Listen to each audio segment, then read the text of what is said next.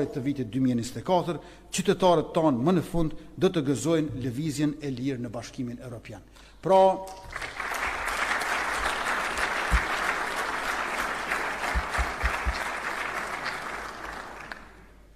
përveç se ne plotësojmë zotimet e premtimet tona, qeveria jonë është ajo e cila I plotëson edhe premtimet e zotimet e rrajshme të atyre para neve.